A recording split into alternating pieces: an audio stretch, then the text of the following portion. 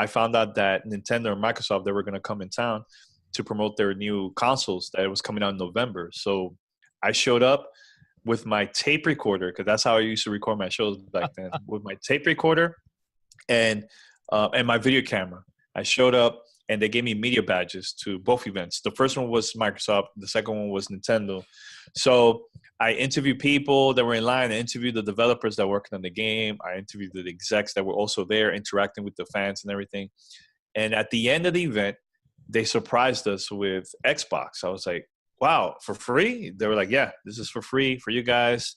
Thank you for coming to the event. I get a call saying of Microsoft inviting me to go to their launch in New York City. Toys R Us, Times Square in New York City. That store doesn't even exist anymore over there. Yeah. But so I showed up at the event, and they took us downstairs, and they told us, okay, you guys are going to be playing and interacting with Bill Gates. I was like, whoa, this is crazy. From cave drawings to family histories to stories around the fire, humans crave order among chaos, connection amid isolation. So we tell stories. Our mission at the Storytellers Network is to bring the art of story to the masses. Whether you're in marketing, you're an entrepreneur, or you're developing your own personal brand, telling your story effectively can make the difference between celebrating milestones and collecting unemployment. The Storytellers Network strives to help storytellers tell their stories so you can learn from the best. Now, your host, the inbound evangelist himself, Dan Moyle. And welcome to the Storytellers Network podcast. I'm so glad you're joining me today for this episode, because today we hear from Gamertag Radio founder and co-host Danny Peña. This guy is a legend in the podcast world, and I am stoked to have him on the Storytellers Network. See, since 2001, Danny has been at the forefront of the internet video game community building, starting an internet radio show back before podcasts were even really a thing. In fact, Danny is such a legend, he was inducted into the Podcasters Hall of Fame in the inaugural class, so to speak. He's also been a keynote speaker at PodFest Multimedia Expo. He's toured the world. This guy just is an evangelist for the gaming community. And he and his team has also recorded more than 1,000 episodes of their podcast, Gamertag Radio. It's about 750 numbered episodes plus a whole lot more that they just put out there without numbers on them. So over 1,000, just amazing. So Gamertag Radio is his show. And today, podcasting legend Danny Peña shares with the Storytellers Network his story. That's so good. Now, before we get into the conversation today, just a reminder to find us online at thestorytellersnetwork.com for more episodes, for resources on how to tell your story better, and for how to contact us. So all that's out there. And if you like what we're doing, please consider leaving us a review. It helps us to reach new storytellers. Now, let's get to the stories. So there you go. So Danny Peña joining me today, a legend in podcasting. In fact, a member of the inaugural class of the Podcast Hall of Fame, if I'm correct, right? Yep, you got it right.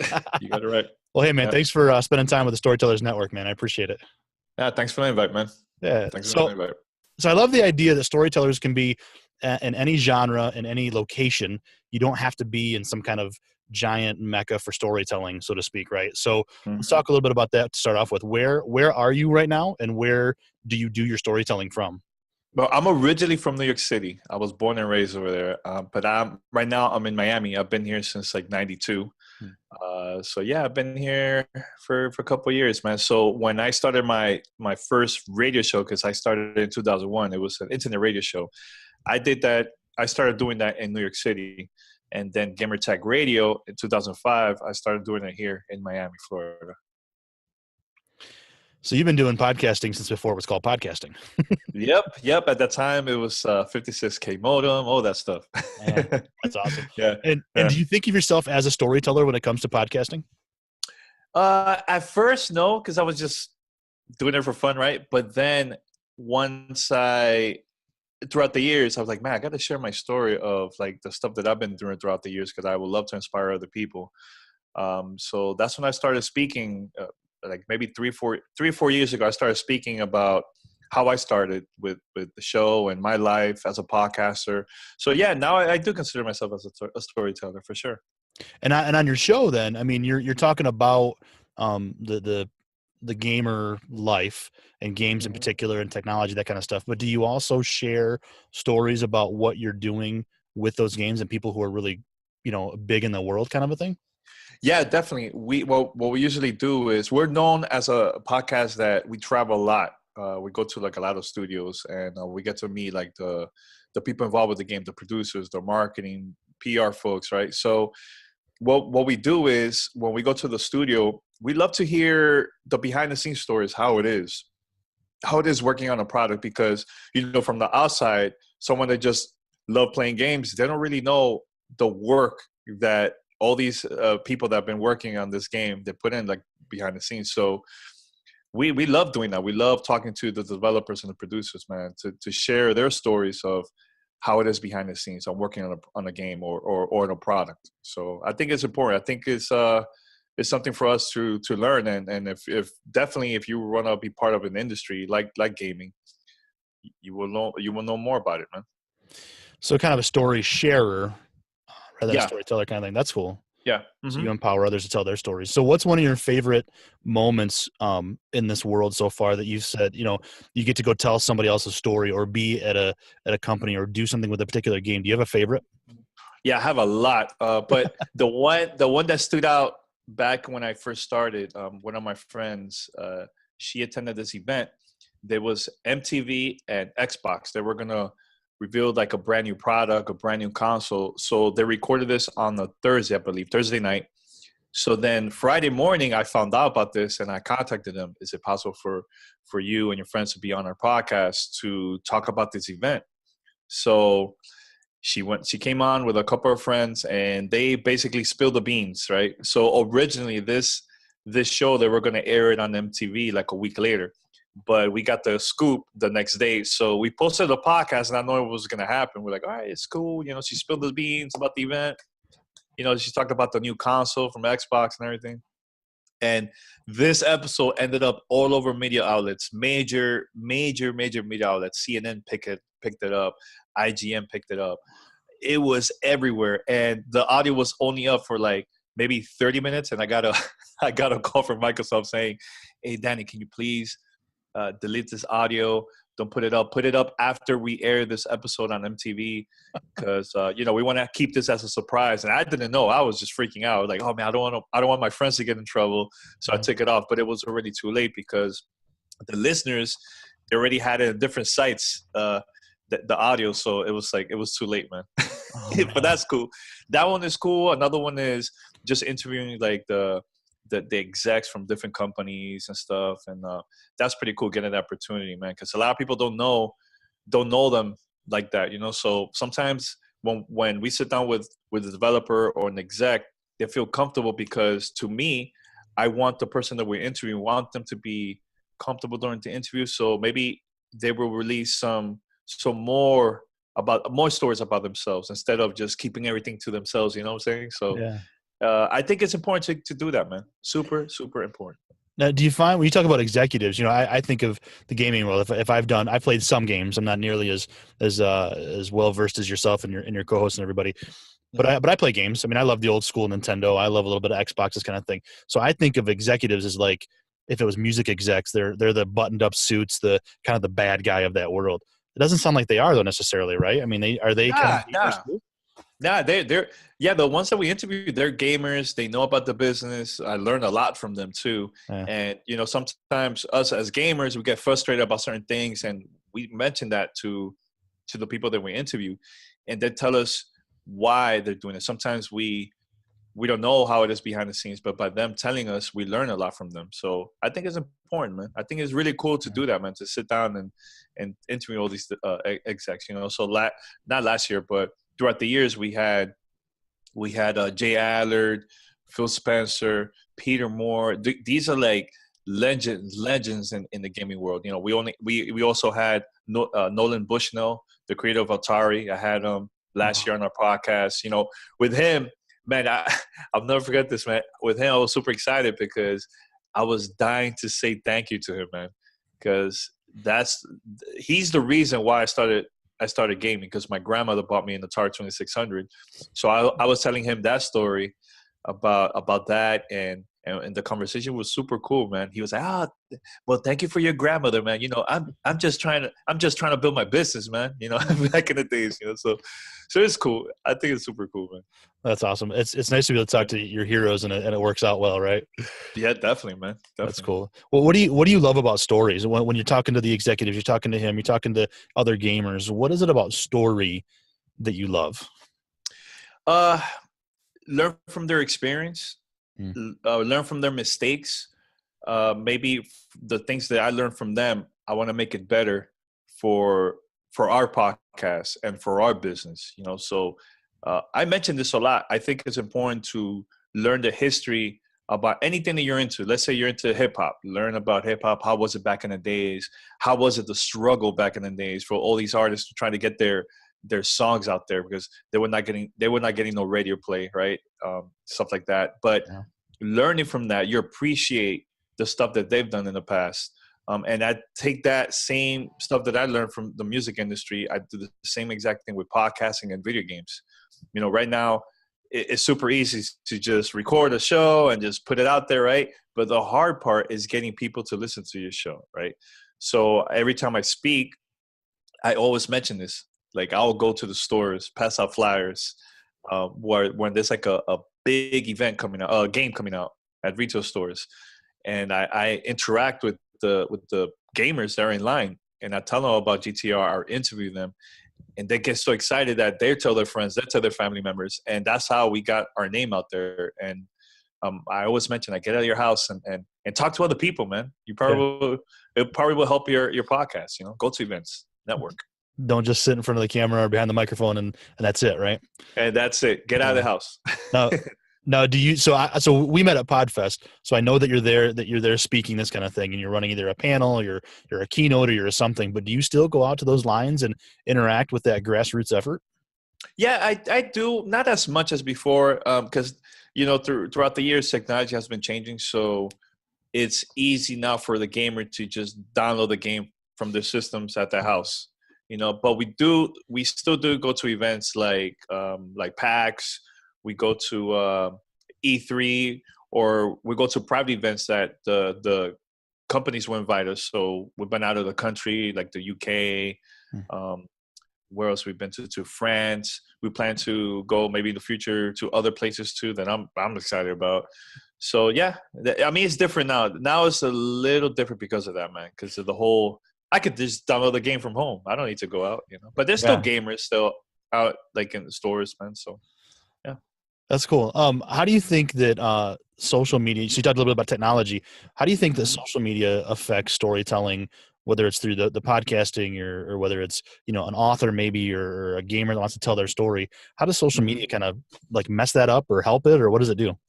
No, I think it helped. It helped in a way where it's easier now to see it out there. Before it was a lot harder because there was no social media. So when I started, it was all forums. That's how we were trying to talk about our stories, so our experiences through forums. But now with social media, it's a lot easier now, man. Just imagine when there was no MySpace, no Facebook, no Twitter, no YouTube. Yeah, that was tough. What do you do? Like, yeah, it's super tough. Yeah.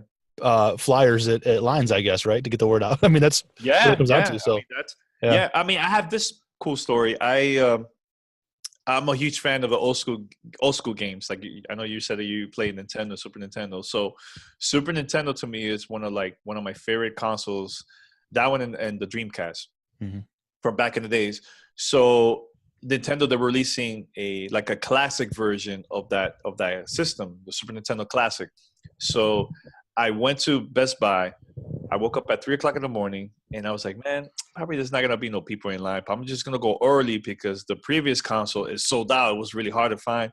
So I ended up going over there. There was like maybe 60, 50 people in line already at 4:00 in the morning at Best Buy. So I started hanging out there, waiting in line. You know, the store opened up like around 10.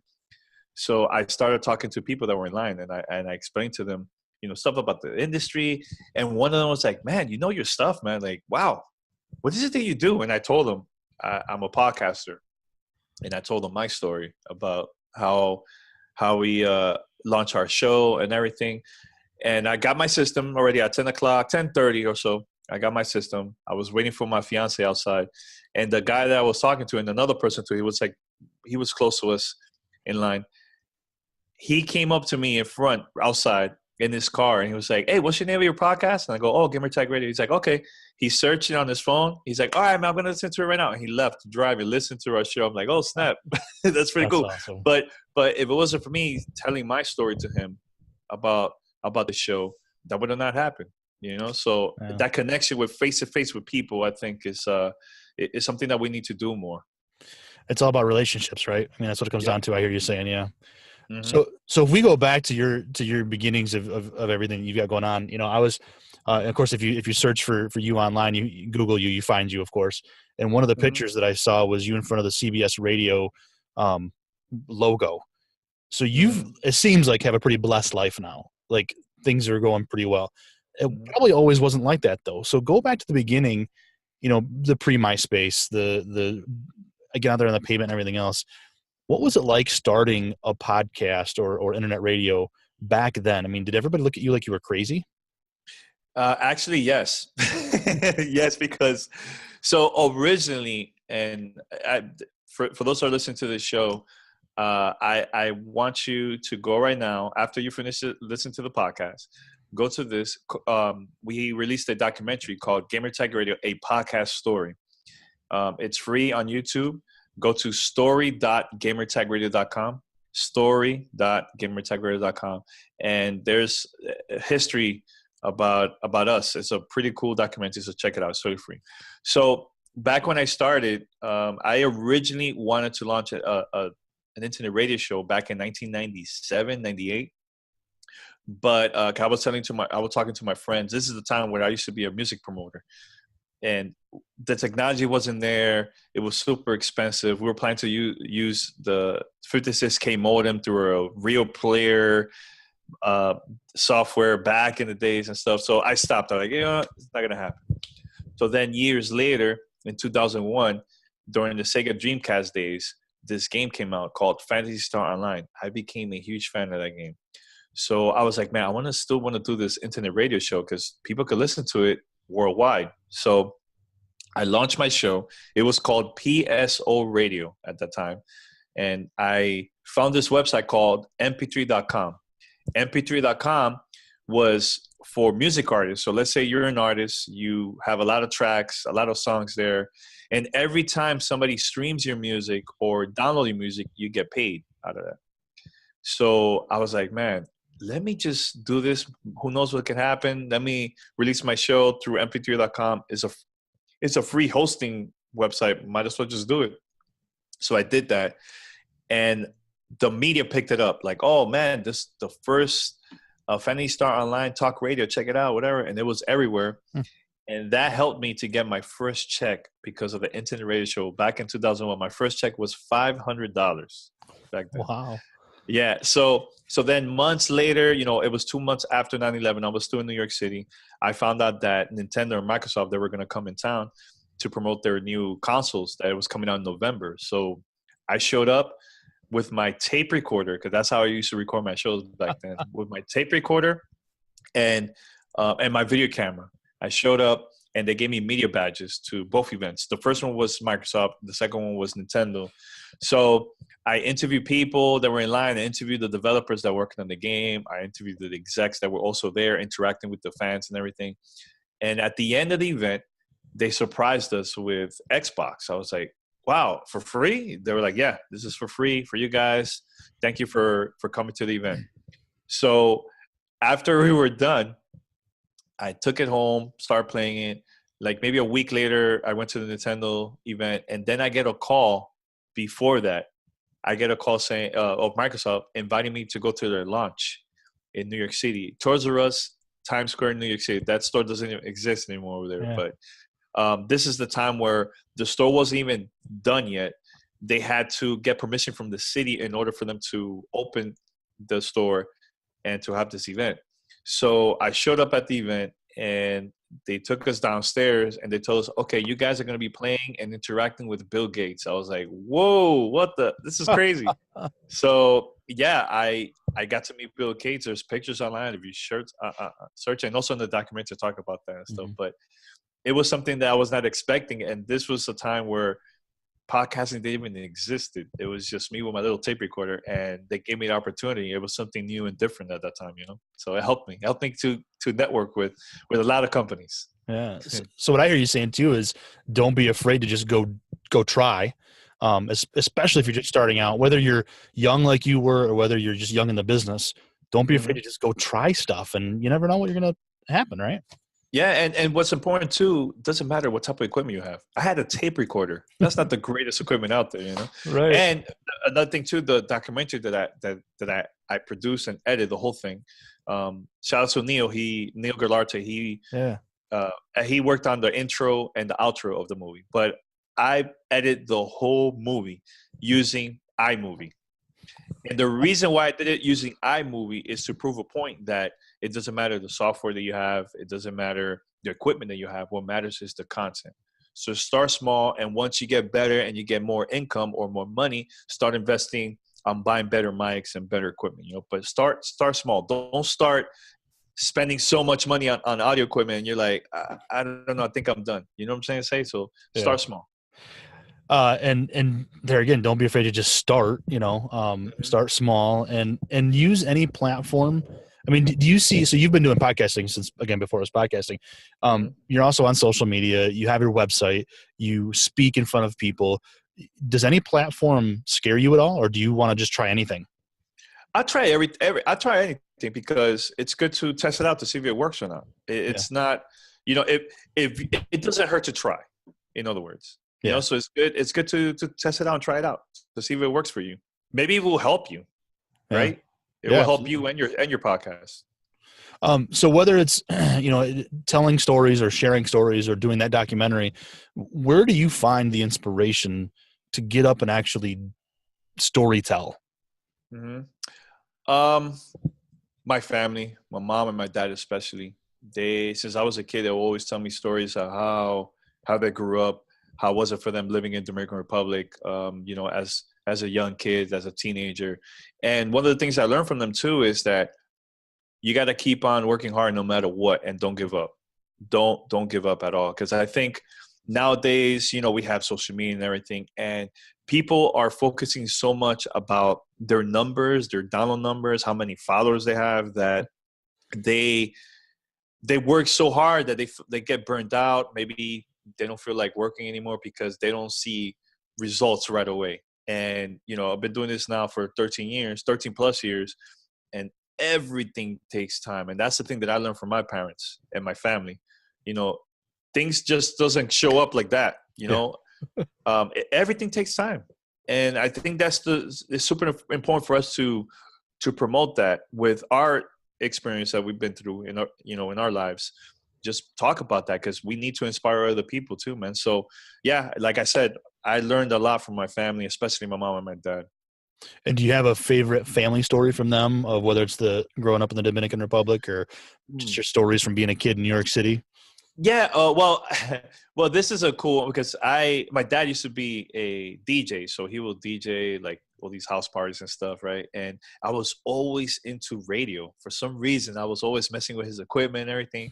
So he was telling me a story when I was a kid that one of his friends lent him a speaker for him to have his party and everything, right?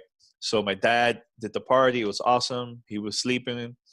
And I don't know what happened, that me as a kid, I was just playing around with the speaker and I punched the speaker and I made a huge hole in the speaker, right? So my dad, he woke up and he saw the hole. He's like, oh my God, my friend's going to kill me. So my dad had to do this like last minute ghetto style, trying to fix it, put tape and all that stuff. So he returned the speaker to his friend, and his friend never noticed about that. Oh man. So that's a cool one. And there's another story too that, when I was a kid, I used to be super shy. I talked about this in the documentary too. I had to do a presentation with my classmates while I was in kindergarten, and each of us had a letter. We had to go up on stage, say the letter, and then you have to also mention, like, say like a sentence from that letter, using that letter. So my letter was H, right? So they called everybody. The letter A went up and said, "Oh, Apple, whatever," or like things like that. Then it was B, C, D. Man, when they called my letter H, I didn't want to get up, man. I was like, hell no, I'm not getting up. And this is the time that I was like maybe 6 years old or so. Yeah. My mom and my dad were there, and they were disappointed, man. And the crowd, they were cracking up, laughing. So I never forgot about that, man. I said to myself after that I'm never going to get shot again. Never going to get shot again because, dude, that was an opportunity for me to say something on the mic.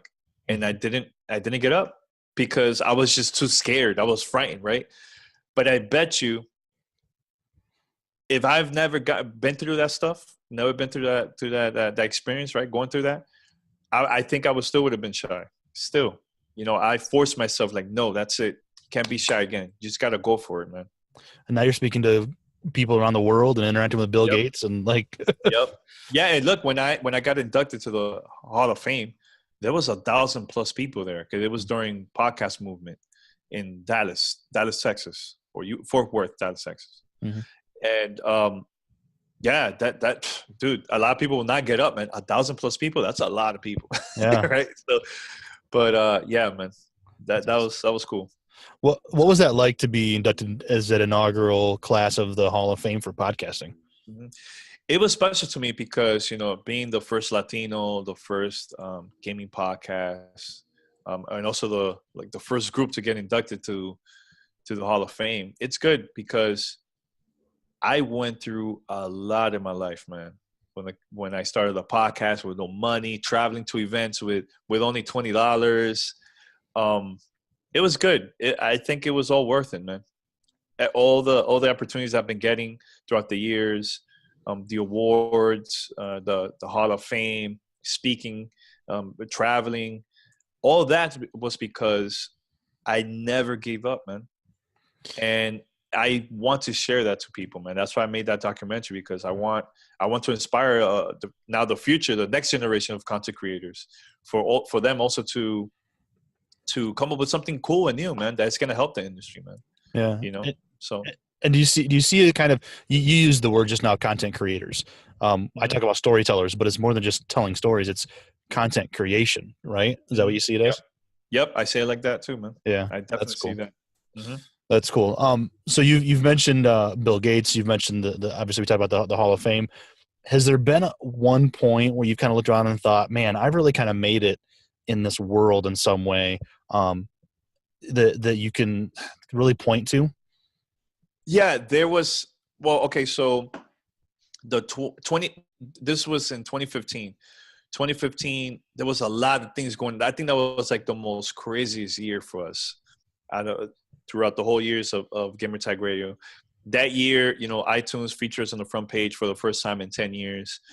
Within minutes, I got a call from CBS Radio saying that they wanted to sign us to be part of the network. That year, I also find out that I was getting inducted to the Hall of Fame. That year also, I went to E3 in California, and because of the deal that we have with CBS Radio, we could go to any radio station and record there. So we booked a radio station, like a studio session for us to record our episodes during one of the biggest coverage ever for us. And going there for the first time with my crew, man, that was like a cool moment. We were all like looking around, like couldn't believe it. And I stopped everyone. I was like, yo, let's take a picture because this is like a special moment for us, man. Mm-hmm. Let's take advantage of this moment and let's take a picture. We'll talk about it in the future, man. So that, I think that 2015 was just like crazy for us, man. So it was cool. And also next week, we're planning to announce something about GTR. I can't really say what it is just yet, but I think it's going to be good, man. Change is good. And I think it's going to be a very important announcement for us too. That's cool. Yeah. So you've talked a lot about your story, about kind of how you got here. But if if whoever's listening to the Storytellers Network right now and thinking, man, I want that, what would be one piece of advice you'd give somebody young in the business, whatever that looks like, to get to where you are today? Besides getting out of your house, which I think is super important. Work hard and never give up. Don't try to force people to listen to your content. Let them come to you. It's the same thing that I've been saying for years, is find your community. Go to the streets, go to different meetup events, go to conferences or conventions that of the thing that you're into, your hobby, right? Go there and meet people, man. Find your community, because right now there's so much content creators. How are you going to stand out if you just posting online, all your content online, and that's it? I think by you going out, you're going to stand out from the rest of the people that are just staying home. So get out of your house, man. Work hard and never give up. Everything takes time. Strong work ethic and networking and real networking, right? Relationships. Yep. Not spamming. Nope. Not spamming, but just talk to people, man. Just talk to people. Don't force them to listen to your show. That's good, Danny. I like that. I appreciate that. How do you think virtual reality is going to change content creation and gaming? And maybe it's different answers, but I mean, what's coming? Like, VR is amazing. What does that make you think of? I love VR, right? But as a gamer, I haven't really seen anything special that is going to change my mind about VR. Like, I think it's still too early when it comes to VR. One thing that did get my attention was talking to Nolan Bushnell. He has a VR company. Can't remember the name of it at the top of the head, but he has a company that instead of playing VR sitting down, it's actually you're running around. You're running around with the equipment and everything, man. So they'll go and let's say, we're at a football field, right? So they put this equipment all over the football field from one end to the other, and you have this thing on. You have maybe like some fake guns or whatever, and you're running around in the virtual world instead of sitting down. Because when you sit down, you get like kind of dizzy sometimes with some of these games. But he told me during the interview, he's like, you will not get dizzy. You will not get nauseous. It feels like you're part of this world. I'm like, really? He's like, yeah. They only will do that with companies that want to like have like a big event or birthday parties or stuff like that. That's how they've done it. But they don't have this available to the public. Like, okay, let's sell this to the public, Right. So I think that is cool. But I need to see more of just sitting down and playing and the graphics. I want that to look even better, because so far the games that I played for VR, I've gotten a little bit nauseous. So it still needs work. It's still early, I think. Yeah. And do you think that kind of VR experience outside of games can change the way we tell stories? I think so. One thing that I've been talking to my co-host, he's like, man, imagine in the future, you sit down, everybody, we have like these special cameras for VR, and the audience, our listeners, is also have this, the VR headset, putting it on, right? And they watch us doing the interviews or interviewing other people that they feel that they are part of the conversation. I think that'll be something cool. Maybe we'll get to see in the future. Yeah. I'd love to see that. That's awesome. Yeah, it's incredible what we're doing with VR. I've had a little bit of experience with it with the Honor Flight program, and being like feeling like I'm in Washington D.C. when I'm just sitting in my house in Kalamazoo, Michigan.